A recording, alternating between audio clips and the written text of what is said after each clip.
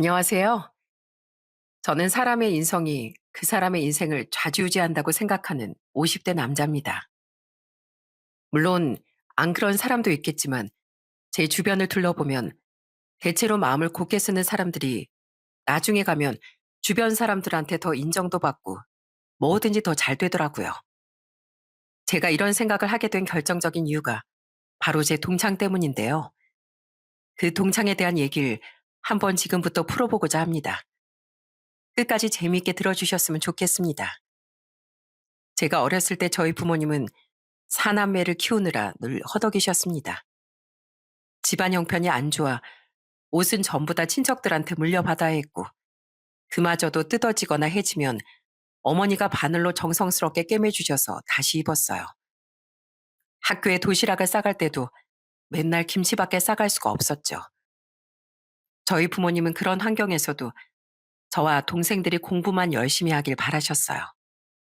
그래서 저도 부모님의 바람대로 공부에만 집중하고 싶었지만 그게 쉽지 않았습니다. 제가 중학교 때 소위 말하는 일진 무리들이 있었는데 그 무리들이 항상 학교에서 분위기를 흐렸거든요.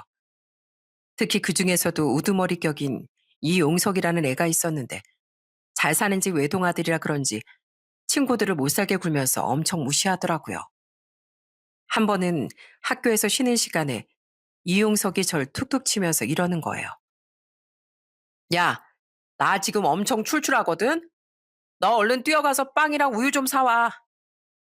뭐? 나 돈 없어. 그리고 먹고 싶은 거 있으면 네가 가서 사오지. 왜 나보고 사오래? 돈 없다고?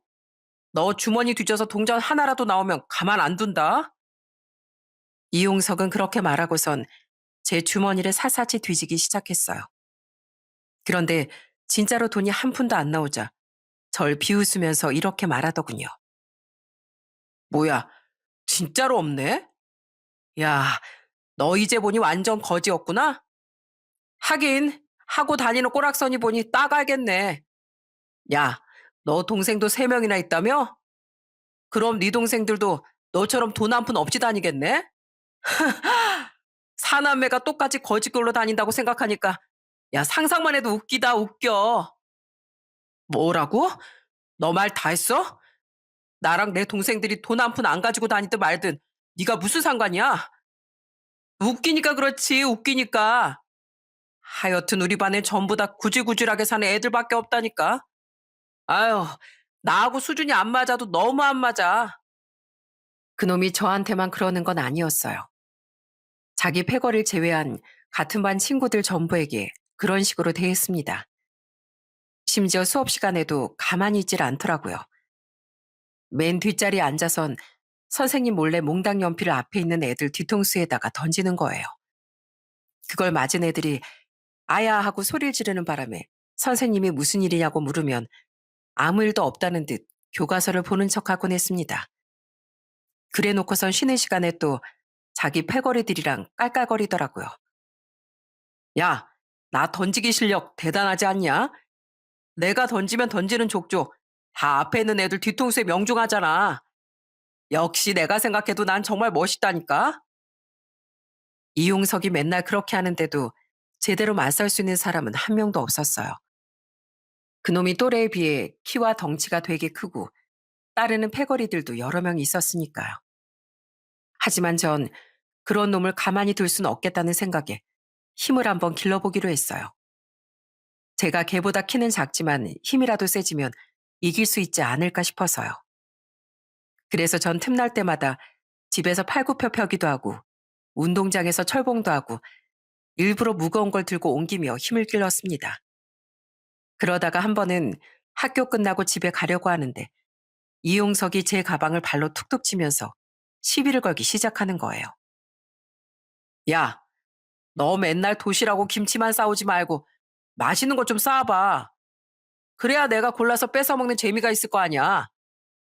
아참, 너희 집 가난하다고 했지? 아, 그럼 싸우고 싶어도 못 싸우겠네. 뭐라고? 야, 넌 네 도시락이나 맛있게 먹을 것이지. 왜 나보고 다른 반찬을 싸우라고 난리야? 그리고 난 우리 엄마가 김치만 싸주셔도 오히려 감사하거든? 우리 부모님이 사남매 키우느라 얼마나 고생하시는데 그거라도 싸주시는 게 어디야? 그래, 어려운 하시겠어. 그렇게라도 생각해야 덜 우울하겠지. 그나저나 그거 가지고 배가 차긴 차냐? 너도 혹시 배고플 때 수도가에서 물로 배 채우고 그러는 거 아니야? 난 수도가에서 물로 배 채우는 애들 보면 참 불쌍하더라. 그렇게 살 바엔 그냥 길거리에 돌아다니는 똥개로 사는 게 낫겠어. 뭐? 똥개? 너 지금 말 다 했어? 제가 너무 화가 나서 자리에서 벌떡 일어나 걔 앞에 섰는데 그놈 키가 저보다 머리 하나는 크다 보니 그 덩치에 압도를 당하게 되더군요. 제가 아무리 화를 내봤자 그놈은 절 비웃을 뿐이었어요. 키도 조그만 게 나한테 대들어 보겠다 이거야? 야, 넌 그냥 가난한 집에서 태어나게 한 너네 부모나 원망하면서 살아. 괜히 나 같은 잘 사는 집 도련님한테 까불 생각하지 말고. 알았어? 저는 결국 그날도 혼자 씩씩거릴 수밖에 없었습니다. 다른 친구들은 다 좋았는데 그놈이랑 그놈 패거리들 때문에 스트레스가 이만저만이 아니었어요. 그런데 하루는 제가 또 그놈이랑 말싸움을 하고 집에 갔는데 제 표정이 좀 안 좋았나 봐요. 저희 어머니가 걱정하는 얼굴로 저한테 이러시는 거예요. 강호야, 요즘 학교 생활 잘하고 있니? 학교에서 뭐 별일은 없고? 네, 별일 없어요. 선생님들도 다들 좋으시고 친구들도 저한테 얼마나 잘해주는지 몰라요. 그래서 학교 가는 게 매일매일 재밌다니까요.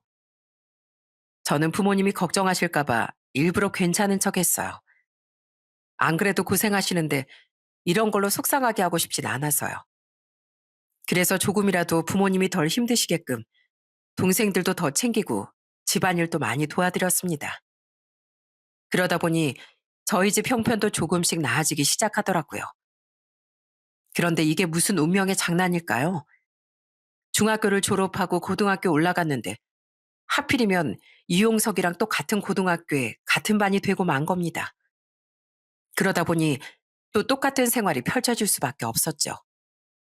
한 번은 제가 쉬는 시간에 공부를 하고 있었는데 이용석이 제 책을 뺏어가더니 바닥에 일부러 떨어뜨리더군요. 야, 넌 어차피 가난하게 살면서 공부는 뭐하러 하냐? 너 설마 대학 가려고 하는 거 아니지? 참나, 네 주제 무슨 대학이야? 넌 그냥 고등학교 졸업하고 공장에 들어가서 돈이나 벌어. 뭐라고? 야, 그러는 넌 집에 돈이 많아도 공부를 못해서 대학 못 가잖아. 나한테 이렇게 시비 걸 시간에 공부나 하시지? 너네 부모님은 대학 보내줄 돈도 있으신데 아들이 공부를 못해서 대학에 못 가면 얼마나 창피하시겠냐? 네가 뭘 모르나 본데 난 대학 안 가도 상관없거든? 어차피 우리 집에 돈도 많은데 우리 부모님이 나중에 나 알아서 먹여 살려주시겠지. 아, 그러셔? 그거 참 좋겠네. 그럼 차라리 고등학교도 때려치우지 그래. 어차피 너희 부모님이 먹여 살려주시는 거면 고등학교도 나올 필요 없잖아. 괜히 열심히 공부하는 애들 못 살게 굴지 말고 따뜻한 너네 집 방바닥에 들어누워서 잠이나 자. 뭐라고? 이게 진짜 미쳤나? 야, 너 나한테 오늘 한번 제대로 당해볼래? 이게 아주 고등학교 올라오더니 나한테 기어오르려고 하네. 이용석은 주변에 있던 패거리들을 끌고 와 저한테 계속 막말을 하기 시작하더군요. 저는 너무 짜증이 나서 그냥 가방을 들고 집으로 와버렸습니다. 그러다가 고3 때 제 인내심도 한계에 이르렀던 적이 있었어요. 하필이면 그때도 그놈이랑 같은 반이었는데 그놈이 점심시간에 또 다른 애들한테 시비를 걸고 있는 거예요. 저는 그 모습을 보고 너무 화가 나서 그놈한테 성큼성큼 걸어가 이렇게 말했습니다. 야, 너 나와. 너 나랑 한판 붙어. 뭐? 니까짓게 나랑 붙겠다고? 그래, 붙어. 대신 나랑 싸워서 내가 이기면 다신 우리 반 애들 괴롭히지 마. 알겠어? 그래, 그렇게 하자. 어차피 내가 이길 텐데 뭐. 그렇게 전 학교 뒤쪽으로 자리를 옮겨 이용석과 치고받고 싸우게 되었어요. 그동안 저도 걔만큼은 아니지만 키와 덩치가 어느 정도 커졌고 평소에 운동도 꾸준히 했더니 걔한테 밀리지 않더라고요. 그렇게 치열하게 한판하던 중 제가 힘으로 걔를 밀어서 넘어뜨리게 되었습니다. 그래서 이제 제가 이겼으니 더 이상 이놈이 애들을 괴롭히지 않겠거니 했는데 순간 그 패거리들이 저한테 단체로 달려들기 시작하더군요. 야, 다들 달라붙어. 이게 어디서 우리 용석이를 넘어뜨려? 너 우리가 가만 안 둬? 이까짓게 우리 용석이를 이길 수 있을 것 같아? 단체로 절 둘러싸면서 공격을 하니까 역시 쪽수로는 이길 수가 없더라고요. 결국 저는 또 한 번 그놈들한테 질 수밖에 없었어요. 너무 억울한 마음에 나중에 기회가 생기면 꼭 복수를 하겠다고 이를 박박 깔았습니다. 그러다가 어느새 고등학교를 졸업할 때가 되었는데 학비 때문에 대학을 가야 되나 말아야 되나 고민이 되더라고요. 그런데 제가 고민하는 걸 알고 저희 아버지가 저한테 이러시는 거예요. 강호야, 네가 나중에 무슨 일을 하게 될지 모르겠지만 그래도 우리나라 사회에선 대학 졸업장이 중요하단다. 돈 때문에 대학을 안 가면 나중에 언젠간 후회하게 될지도 몰라. 그러니까 대학만큼은 꼭 가렴. 결국 전 대학에 들어가게 되었고 아르바이트를 하면서 학비도 보탰습니다. 그래도 그때 당시엔 저희 집안 형편이 예전보다 많이 나아진 상태라서 제가 대학을 갔다는 이유로 가족들이 힘들어하진 않았어요. 그러다가 전 대학을 졸업하고 어느 공장에 들어갔습니다. 사실 제가 어렸을 때부터 언젠간 사업을 하고 싶다는 열망이 있었기 때문에 공장 사무일부터 생산일까지 전부 다 배우고 싶더라고요. 그래도 제가 들어갔던 그 공장 사장님이 정말 좋은 분이라 밑바닥부터 열심히 배울 수 있었습니다. 이야, 역시 우리 강호신 열정이랑 성실함 하나만큼은 끝내준다니까. 세상에, 내가 다른 직원들한테 얘기 들어보니까 지게차 운전하는 법을 가르쳐 달라고 그렇게 졸랐다며? 아니, 편하게 사무 업무만 해도 되는데 지게차 운전을 뭐하러 배우려고 그래? 아, 그게 저도 언젠가 사장님처럼 제 사업체를 하나 꾸리고 싶은 꿈이 있는데 그러려면 뭐든지 다 할 줄 알아야 되잖아요. 그러니까 제가 먼저 가르쳐 달라고 하고 배워야죠. 역시 우리 강호신 달라도 너무 달라. 자네 보니까 열정 넘치던 내 젊은 시절이 떠오르는 것 같아. 기분이 참 이상하구만. 그래, 내가 기분 좋으니까 오늘 자네한테 좋은 거 하나 더 알려줘야겠네. 자네 오늘 일 끝나고 남게. 메모할 거 많을 테니까 수첩이랑 볼펜도 미리미리 준비하고. 사장님은 정말 감사하게도 제 열정을 높이 사고 이것저것 많이 알려주시더군요. 공장이 어떻게 돌아가는지, 직원 관리가 얼마나 중요한지 등 정말 많은 걸 배울 수 있었답니다. 그렇게 공장에 취업한 지 3년쯤 되었을 때 고등학교 동창 한 명과 오랜만에 만나게 되었어요. 같이 밥을 먹으면서 즐겁게 대화를 나누고 있었는데 그 친구가 뜬금없이 이용석 얘기를 꺼내더라고요. 근데 강호야, 너 용석이 그놈한테 연락 안 왔냐? 나 얼마 전에 연락 한번 받았거든. 뭐? 나랑 걔랑 친하지도 않은데 무슨 연락을 받아? 걔가 너한테 연락해서 뭐라고 하는데?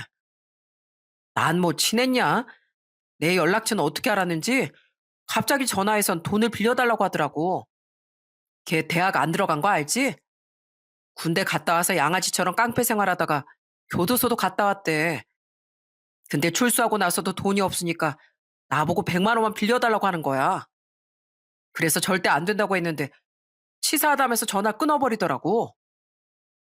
뭐? 100만 원을 빌려달라고? 참, 걔도 진짜 양심 없다. 학교 다닐 때 너한테도 그렇게 못 살게 굴어놓고 무슨 돈을 빌려달래? 그러니까 말이야. 내가 다른 애들한테 물어보니까 나 말고도 돈 빌려달라는 연락받은 애들 꽤 많더라. 그래서 난 혹시 너도 그런 연락 받았나 궁금해서 물어본 거지. 저는 그 얘기를 듣고 참 아직도 한심하게 사는구나 하는 생각이 들더군요. 학창 시절에야 철없어서 그랬다고 쳐도 성인이 되었으면 정신 차리고 제대로 살아야 되는 거 아닌가요? 그런데 깡패 생활을 하는 걸로도 모자라 교도소에도 갔다 오고 거기다가 돈도 없어서 친구들한테 돈을 빌린다는 걸 듣고 정말 어이가 없더라고요. 그런데 친구한테 얘기를 들어보니 걔한테 돈을 빌려준 애가 한 명도 없다고 하더라고요. 솔직히 말해서 어릴 때야 다들 걔를 무서워했지만 성인이 된 지금까지 그런 놈한테 휘둘릴 필요 없잖아요. 저 역시도 아직까지 그러고 사는 그놈이 너무 한심하게만 느껴지더군요. 하지만 전 그러든지 말든지 신경 쓰지 않고 그냥 제 일만 열심히 했습니다. 아직 배울 게 많기도 했고 나중에 제 사업을 차리기 위해선 돈도 많이 모아야 했으니까요.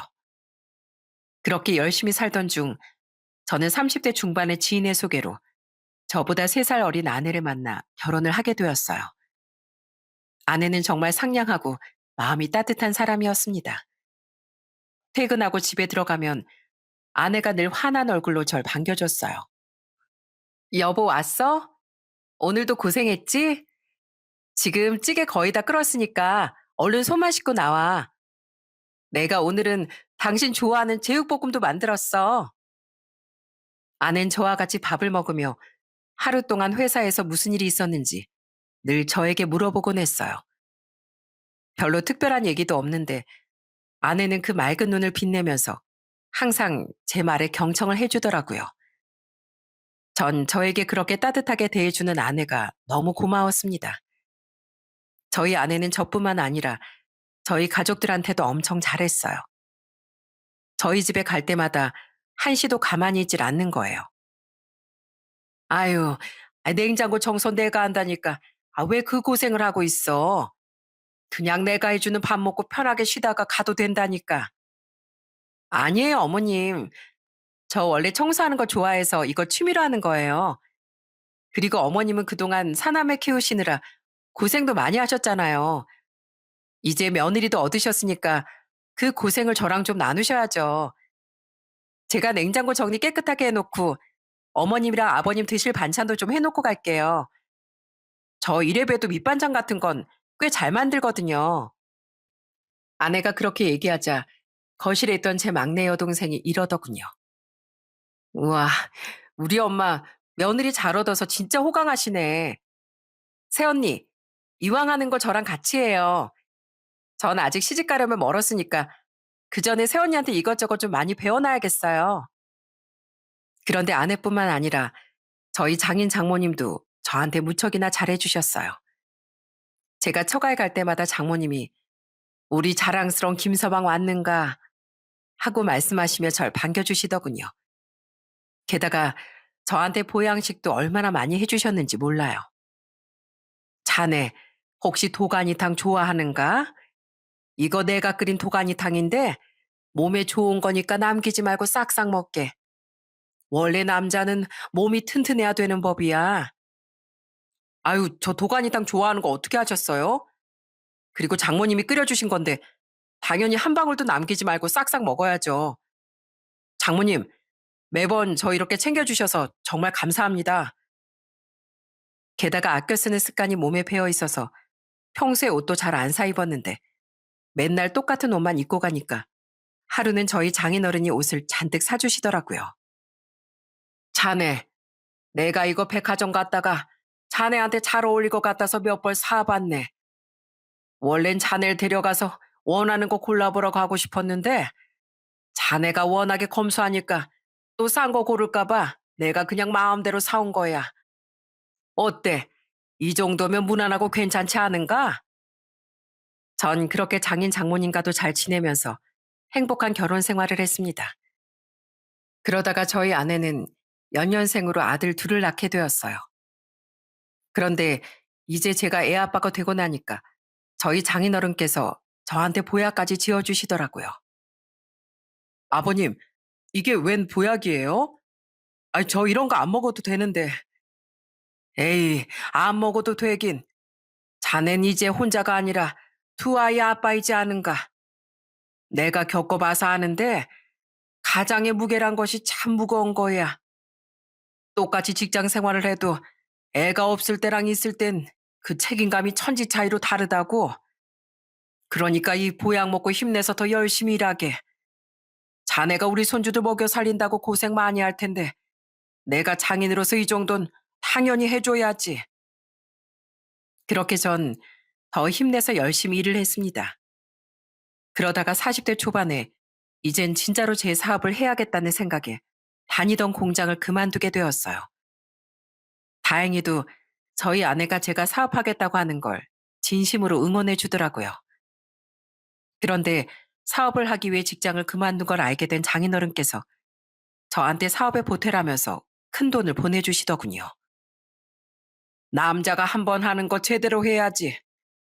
원래 사업은 미천이 참 중요한 거거든. 그래서 내가 자네한테 조금이라도 더 도움이 됐으면 좋겠다는 마음에 보낸 거니까 그 돈 보태서 열심히 한번 해보게. 아버님, 정말 감사합니다. 저 아버님을 위해서라도 젖먹던 힘까지 끌어내서 열심히 해보겠습니다. 아버님께 실망시켜드리지 않도록 정말 최선을 다할 거예요. 정말 감사합니다, 아버님. 그렇게 작은 공장을 차리게 된 전 정말 열심히 회사를 운영했습니다. 하지만 역시 사업이라는 게 쉽지가 않더군요. 원래 다니던 회사에서 노하우를 많이 배웠는데도 거래처를 뚫기가 너무 힘들었어요. 그런데 제가 어깨가 축 처진 채로 집에 들어가면 아내가 절 따뜻하게 안아주며 위로해 주더라고요. 여보, 늦게 피는 꽃이 더 아름답다는 말 들어봤어? 난 당신이 금방 잘 되지 않는다고 너무 실망하지 않았으면 좋겠어. 지금처럼 이렇게 열심히 노력하다 보면 남들보다 더 아름다운 꽃을 피울 수도 있는 거거든. 그렇게 전 항상 절 응원해주는 아내를 위해 더 열심히 일했습니다. 하지만 몇 년간은 정말 우여곡절이 많았어요. 특히 사람 관리가 되게 힘들더라고요. 어떤 직원을 뽑아놨더니 말도 없이 잠수를 타는 경우도 있고, 또 어떤 직원은 입사한 지 얼마 안 된 데다 평소 근무 태도도 불량한데 가부를 해달라고 하는 거예요. 그래서 안 된다고 거절했더니 바로 다음 날부터 안 나오더라고요. 저는 그냥 성실하게 일해줄 직원이 필요했을 뿐인데 그런 직원을 찾는 게 쉽지 않은 일이었습니다. 그러다가 한 번은 매출이 너무 안 나와서 직원들 월급을 줄 수 없는 상황이 된 적도 있었어요. 그래서 그땐 대출까지 받아 직원들의 월급을 겨우 해결했습니다. 열심히 일한 직원들의 노고를 물거품으로 만들고 싶진 않았거든요. 그런데 그렇게 열심히 하다 보니 사업을 시작한 지 5년쯤 됐을 때부턴 거래처도 많아지고 어느 정도 안정을 찾게 되었어요. 물론 자랑할 만한 큰 회사는 아니었고 그냥 주변에서 흔히 볼 수 있는 작은 하청업체일 뿐이었습니다. 그런데 제가 회사를 안정적으로 운영하기 시작하니까 제 친구들이 되게 부러워하더라고요. 한 번은 고등학교 동창들과 만났는데 그 중에 한 명이 저한테 이러는 거예요. 이야, 강호 너 회사 대표 되더니 되게 멋있어졌다. 명품을 걸친 것도 아닌데 왠지 모르게 위엄도 있어 보이고 능력 있어 보여. 난 매달 회사에서 주는 월급이나 받는 월급쟁인데 진짜 부럽다 야. 에이, 부러울 게 뭐가 있어. 그냥 각자 자기 자리에서 최선을 다하는 거지 뭐. 너네들도 다들 회사에서 인정받으면서 열심히 일하고 있잖아.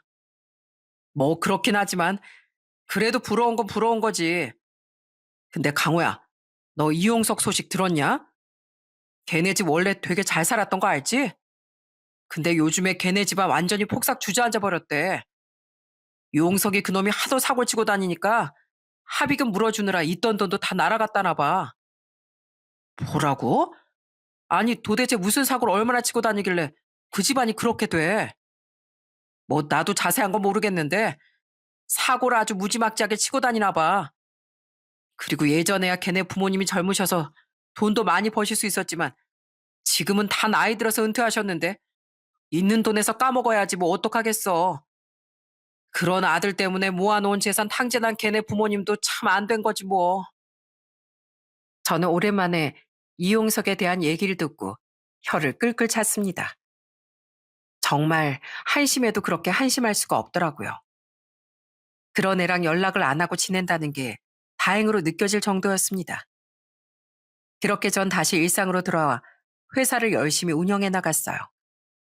그런데 어느 날 저희 아내가 진지한 목소리로 저한테 이런 말을 하더라고요. 여보, 이제 회사도 어느 정도 안정됐는데 앞으로는 회사에만 신경 쓰지 말고 좋은 일도 하면서 지내면 어떨까? 당신이 여기까지 올 수 있었던 게 당신 혼자 힘으로만 올 수 있었던 건 아니잖아. 열심히 일한 직원들 덕분도 있는 거고, 당신이 여기까지 오면서 사소하게 주변 사람들한테 도움받은 것도 있었을걸? 그래서 말인데, 이제부터 회사 이름으로 봉사활동 같은 것도 하고, 기부도 하고 그러면 어때? 당신이 그런 좋은 마음으로 좋은 일 많이 하면 당신 회사에서 일하는 직원들도 자긍심을 가지고 더 열심히 일할 거야. 그리고 원래 사람은 베푼 만큼 돌려받는 거라고 하잖아. 저는 그 말을 듣고 아내가 참 배울 점이 많은 사람이라고 생각했어요. 그래서 아내의 말대로 좋은 일을 한번 해보기로 했습니다. 매출의 일정 비율을 장애인 시설이나 보육원 등에 정기적으로 기부를 하고 직원들과 다 같이 봉사활동을 가기도 했어요. 안 가도 전혀 불이익 없으니까 가고 싶은 사람만 자진해서 가자고 했는데 정말 고맙게도 거의 대부분의 직원들이 따라가더라고요. 주말에 다 같이 연탄 봉사를 했는데 몸은 힘들어도 마음은 참 뿌듯했습니다. 자, 조심해서 한 잔씩 날라요. 우리가 배달하는 이 연탄이 이 동네에 사시는 분들한텐 따뜻한 겨울을 만들어 드릴 수 있을 겁니다. 네, 분부대로 하겠습니다. 아, 근데 사장님, 이 좋은 걸 왜 이제서 하자고 하셨어요? 진작에 시작하셨으면 저 매주 참여했을 텐데. 저 주말에 한가하니까 앞으로도 이런 거 많이 해주세요. 저도 이렇게 작은 힘으로나마 어렵게 사는 사람들한테 보탬이 되고 싶습니다. 저는 제 뜻에 동참해주는 직원들한테 너무 고마웠습니다. 그래서 직원들한테 어려운 일이 생겼을 때 제가 도와줘야겠다고 생각했어요. 그런데 한 번은 저희 회사에서 4년간 다녔던 직원 한 명이 갑자기 퇴사를 하겠다는 거예요. 사장님, 지금 저희 어머니가 너무 아프셔서 제가 간병을 해야 될 것 같아요. 근데 회사 다니면서 간병할 수는 없으니까 그만두려고요. 아니, 그만두면 생활비는 어떻게 하려고 그래요? 미진 씨 지금 이혼하고 혼자서 애들 키우느라 빠듯하다면서요? 그거야 제 사정이니까 어쩔 수 없죠. 대출을 받든가 아니면 주변 사람들한테 도움을 구해봐야 될 것 같아요. 아휴, 그러지 말고 그냥 우리 회사에서 오전에만 일하는 걸로 해요. 내가 월급은 시간당으로 계산한 것보다 조금 더 챙겨줄게요. 사람이 먹고 사는 것도 중요한데 일자리 잃으면 안 되죠. 사장님, 그게 정말이세요? 저 정말 그렇게 해도 되는 거예요? 사장님, 정말 감사합니다. 저 안 그래도 앞으로 생활비를 어떻게 충당해야 되나 막막했었거든요. 또 한 번은 저희 회사 설립 때부터 쭉 다녔던 직원 한 명이 교통사고를 심하게 당한 적이 있었어요. 입원을 오래 해야 된다고 하길래 여태까지 일해준 게 고마워서 입원 기간 전부를 유급 병가 처리해 줬습니다. 그러자 한 달 반 정도 입원하고 나서 건강한 모습으로 돌아온 그 직원이 감사하다며 예전보다 더 열심히 일하더라고요. 저는 직원들한테 고마워서 잘해줬던 건데 오히려 직원들이 더 성실하게 일하며 저한테 보답을 해주니 얼마나 뿌듯했는지 모릅니다. 저는 제가 이렇게 직원들과 돈독한 관계도 쌓으며 회사를 잘 운영할 수 있게 된 게 장인어른 덕도 크다고 생각했습니다. 장인어른께서 절 믿어주시고 처음 회사를 차릴 때 돈을 많이 보태주셨으니까요. 그래서 장인어른께 보답하고자 오랫동안 타고 다니시던 차도 바꿔드리고 장모님과 오붓하게 다녀오시라고 여행도 보내드렸습니다. 그랬더니 처제가 저한테 이러더라고요. 형부, 이번에 형부가 여행 보내줘서 우리 엄마가 얼마나 자랑했는 줄 아세요? 세상에 가서 찍은 사진을 수시로 저한테 보내더라니까요. 그랬어? 아, 장모님이 좋아하셨다니까 정말 다행이네. 다음엔 더 좋은데 보내드려야겠어. 더 좋은데요? 우와, 우리 엄마 아빠 진짜 좋겠다. 형부, 전 우리 그이가 형부의 반만 닮았으면 좋겠어요. 형부 책임감도 되게 강하고 가족들도 진짜 잘 챙기는 사람이잖아요. 형부랑 결혼한 우리 언니가 완전 승자예요, 승자. 그렇게 회사도 잘 운영하고 가족들과도 사이좋게 지내며 시간이 많이 흘렀습니다. 어느덧 제가 사업을 시작한 지도 13년이 지나고 제 나이도 50대 중반이 되었어요. 거울을 보면 흰머리가 듬성듬성 난 중년의 아저씨가 보이더라고요. 어느 날은 출근해서 제 책상에 있는 대표라고 써 있는 명패를 보니까 가슴이 벅차오르기도 했어요. 처음 사업을 시작했을 땐 진짜 힘들었는데 여기까지 온 게 너무 뿌듯하고 감회가 새로웠거든요. 그런데 그때쯤 저희 공장에 일손이 많이 부족해서 단기로 일할 알바생들을 뽑기 시작했어요. 정직원은 제가 직접 뽑지만 단기 알바생이었기 때문에 직원한테 인력사무소에 컨택해서 뽑으라고 맡기게 되었습니다. 그러다가 하루는 출근해서 공장을 한 바퀴 둘러보는데 공장 한쪽에서 처음 보는 사람이 일을 하고 있는 거예요. 이번에 뽑은 알바생인가 보다 하고 가까이 가봤는데 왠지 모르게 얼굴이 낯이 익었습니다. 그래서 더 가까이 다가갔는데 저는 그 얼굴을 보고 정말 깜짝 놀라고 말았어요. 다들 예상하셨겠지만 그 사람은 바로 제 중고등학교 동창 이용석이었거든요. 100kg도 넘던 큰 덩치는 어디 갔는지 살도 쪽 빠져서 왜소해져 있었고 나이 들고 약해 보이는 모습으로 변해 있더군요. 저는 놀란 표정을 애써 감추고 이용석에게 먼저 말을 걸었어요. 저기 혹시 성함이 이용석 씨 아니세요? 네, 이용석 맞는데요. 무슨 일이세요? 그런데 저한테 그렇게 되묻던 이용석이 제 얼굴을 빤히 바라보더니 갑자기 깜짝 놀라 주춤하더군요. 그러더니 갑자기 들뜬 목소리로 저한테 친한 척을 하는 거예요. 뭐야, 너 강호 아니야? 너 김강호 맞지? 아이, 그나저나 널 여기서 만나다니 진짜 반갑다, 야. 나 여기 단기 아르바이트 하러 왔거든. 너도 여기서 일하는 직원인가 보네? 직원이냐고? 글쎄, 전 그렇게 말하고선 근처에 있던 직원분한테 이렇게 말했어요. 과장님, 저 이용석 씨랑 할 얘기가 좀 있는데 제 방으로 커피 2잔만 타서 갖다 주실래요? 커피 2잔이요? 아, 네, 알겠습니다, 대표님. 직원분이 그렇게 말하자 이용석이 아주 놀라 자빠지려고 하더군요. 뭐, 대표님? 설마 네가 이 회사 대표였어? 전 아무 대답도 없이 그냥 손짓으로 대표실로 따라오라는 제스처를 했습니다. 그러자 이용석이 풀이 잔뜩 죽은 모습으로 절 따라와 자리에 앉더라고요. 잠시 후 직원분이 커피를 가져다 주셨길래 저는 이용석을 똑바로 쳐다보며 이렇게 얘기했어요. 뭐야, 왜 이렇게 고개를 푹 숙이고 있어? 누가 보면 무슨 죄인인 줄 알겠다. 아니, 그게 아니라 네가 이 회사 대표로 가니까 기분이 좀 이상해서.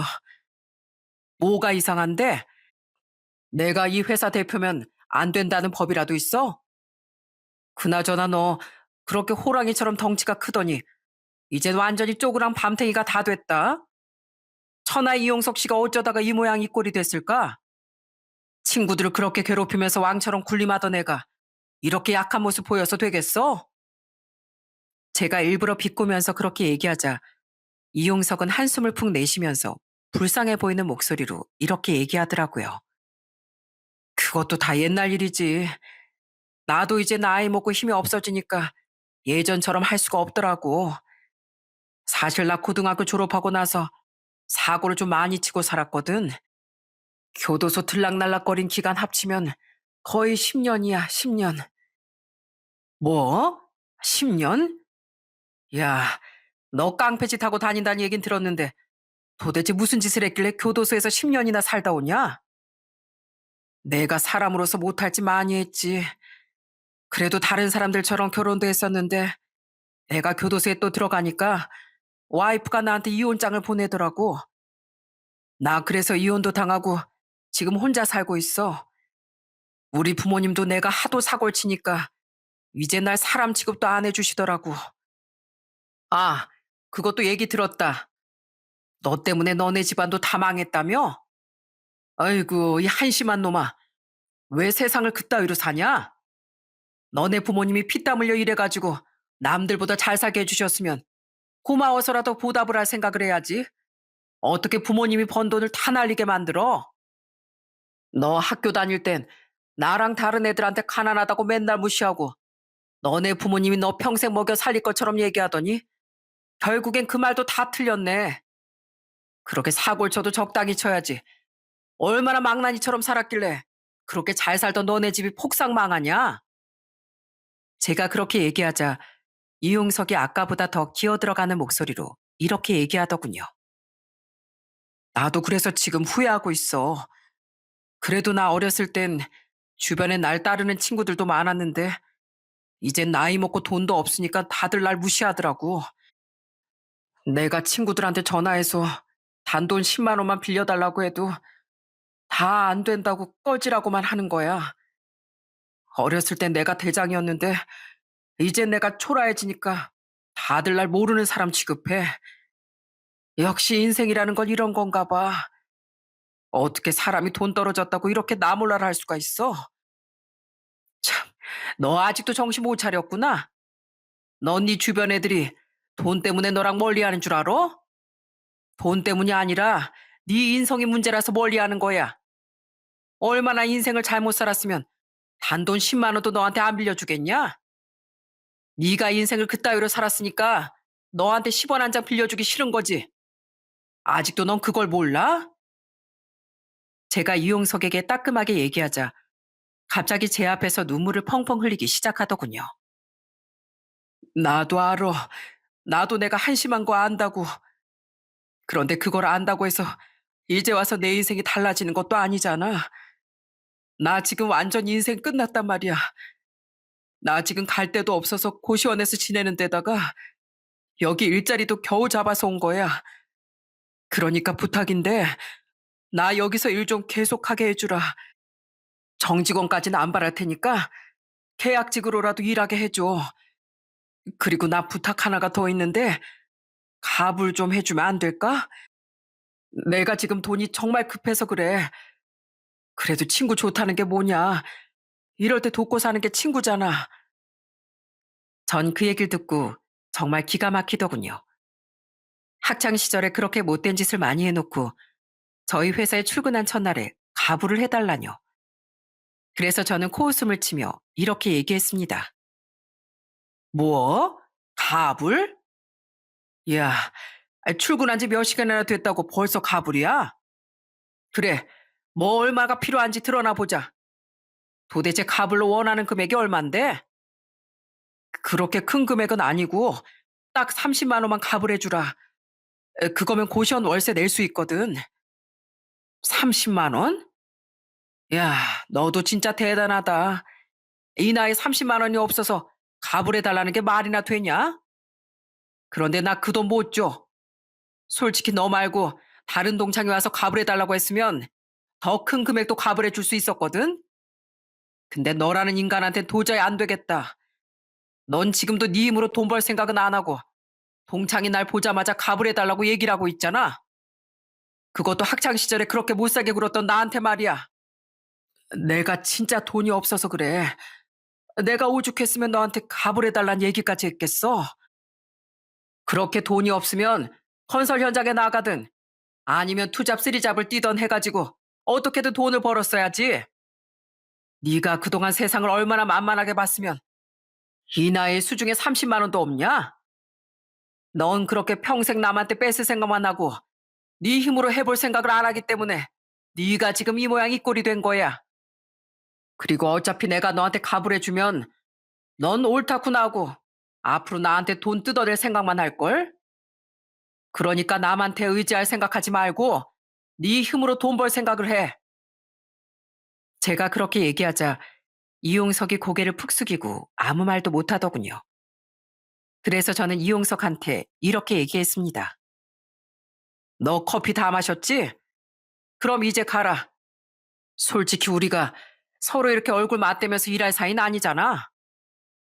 강우야, 그러지 말고 나 그냥 여기서 계속 일하게 해주면 안 돼? 내가 진짜 열심히 할게. 안 돼. 난 너같이 남 괴롭히는 것만 좋아하고 교도소까지 들락거린 범죄자를 우리 회사에서 일하게 할 수는 없어. 그러니까 구질구질하게 굴지 말고 그냥 일어나서 나가. 그러자 이용석이 힘없이 자리에서 일어나 뒤돌아 가려고 하더군요.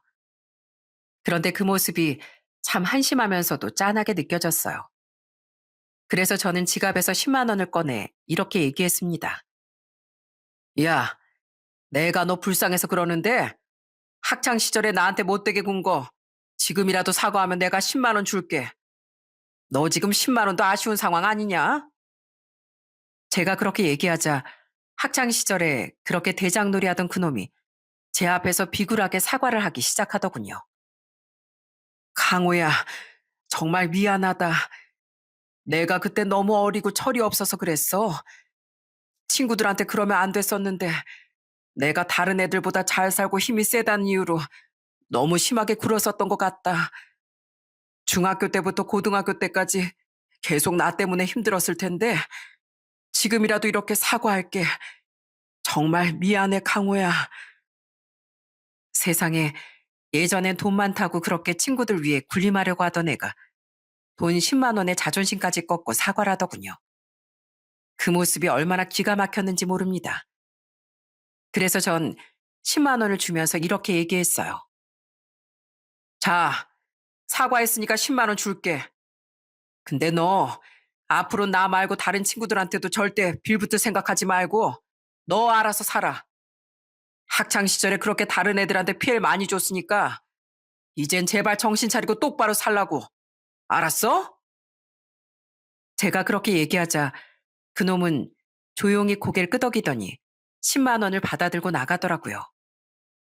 그 모습을 보고 저도 참 많은 생각이 들었습니다. 어렸을 땐 집도 잘 살고 대장처럼 떠받들어주는 친구들도 많았던 애였는데 40년이 흐른 지금 나약하고 불쌍한 중년의 아저씨가 되어 있는 걸 보니 참 한심하더라고요. 그러게 정신 차리고 똑바로 살았어야지. 왜 본인 인생을 스스로 구렁텅이로 밀어넣나요? 그런데 그렇게 한심하게 사는 그놈의 모습을 보니까 하루하루 성실하게 일해주는 저희 직원들이 더 고맙게 느껴지더라고요. 그래서 저는 직원들한테 더 잘해주려고 노력했습니다. 일 끝나고 소고기도 사주고 집에 갈 땐 전부 다 택시에 태워보냈어요. 그리고 저희 회사 창립 기념일 땐 그동안 고생한 직원들을 위해서 보너스도 줬습니다. 여러분, 저희 회사가 여기까지 올 수 있었던 건 다 여러분 덕분입니다. 여러분 한 명 한 명이 각자의 자리에서 최선을 다해 주셨기 때문에 저희 회사가 이렇게 앞으로 나아갈 수 있었던 거예요.